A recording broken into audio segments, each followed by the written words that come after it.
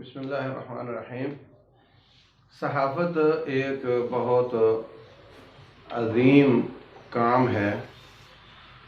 مبالغہ نہ سمجھا جائے تو جو خبریں دی جاتی ہیں ان کو عربی میں نبا کہتے ہیں۔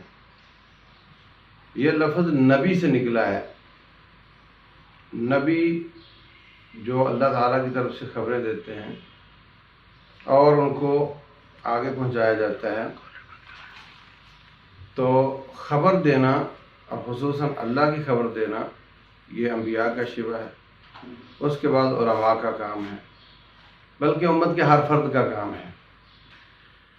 لیکن اس خبر دینے کے ایک عظیم کام کو اس وقت بہت خطرناک حد تک گندا کر دیا جاتا ہے جب اس میں جھوٹ کی ملاوٹ کی جاتی ہے۔ تو اس وقت جو میڈیا پوری دنیا میں اور خصوصاً جنگی حالات میں آپ دیکھ لیں کہ BBC بھی کہہ رہا ہوتا تھا کہ جناب ہم پر دباؤ ہے، ہم پوری بات نہیں کر سکتے۔ تو اس میں کوئی شک نہیں کہ دونوں طرح کی خبریں آ رہی ہوتی ہیں۔ کتنی بار میڈیا والوں کو معذرتیں کرنی پڑ رہی ہوتی ہیں، تو معذرت کس بات کی؟ غلط خبر دی تو معذرت ہوئی نا۔ تو اگر مولانا طارق جمیل صاحب جو کہ اس وقت دعوت و تبلیغ کے آئیکن بن چکے ہیں، انہوں نے ایسی بات کی ہے تو معذرت کرنے کی بجائے ان کو کہنا چاہیے تھا کہ آپ بتاؤ کہ کیا 100% سچ ہے صحافت میں؟ تو دوسرا یہ کہہ نہیں سکتا تھا 100% سچ ہے۔ تو جب تم 100% سچ نہیں مان رہے، میں 100% جھوٹ نہیں مان رہا، تو بیچ کی بات ہے، اس میں سچی خبریں بھی ہیں اور جھوٹی خبریں بھی ہیں۔ میں سمجھتا ہوں کہ جھوٹ اتنا کمزور ہوتا ہے کہ وہ ہمیشہ سچ کے کندھے پر چلتا ہے، شر ہمیشہ خیر کے کندھے پر چلتی ہے۔ مطلب کبھی ایسا نہیں ہوا کہ صرف شر ہو اور وہ چل جائے۔ ایک دوست آپ کو ہدیہ بھی دیتا ہو اور ساتھ چٹکی بھی کاٹتا ہو تو وہ چل جاتا ہے، اور صرف چٹکیاں کاٹتا ہو تو نہیں چل سکتا۔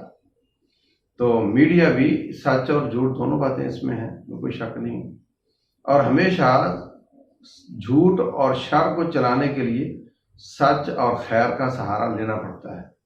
تو جب انہوں نے ایسا فرما دیا ہے کہ بھی ٹھیک ہے اس میں ایسی چیزیں بھی ہیں، اگر تھوڑا مبالغہ ہو گیا تو انہوں نے اس کا اعتراف بھی کر لیا، تب اس کے بعد ان سے معذرتیں کروانا اور یہ میں نہیں مناسب سمجھتا۔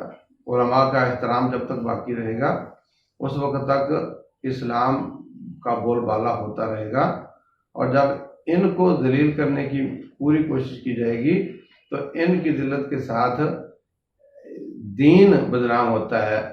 تو میں سمجھتا ہوں کہ ایسی تمام مذموم کوششوں کو ختم ہونا چاہیے، اور حکومت کے جو ادارے اس طرح کے ایکشن لیتے ہیں، جیسے عدالت ہے، جیسے خود حکومت ہے، ان کو اس پر پوری نظر رکھنی چاہیے، اور ایسے لوگوں کو ان کا جو حق بنتا ہے وہ ان کو دینا چاہیے، اور جو لوگ غلط چل رہے ہیں ان پر سرزنش کرنی چاہیے، اور علماء کی عزت کو بحال کرنا چاہیے۔ واللہ اعلم۔ مفتی محمد یوسف طیبی کے بیانات سننے کے لیے ہمارا YouTube چینل سبسکرائب کریں اور ہمارے دیگر سوشل اکاؤنٹس لائک اور شیئر کریں۔ جزاک اللہ خیر۔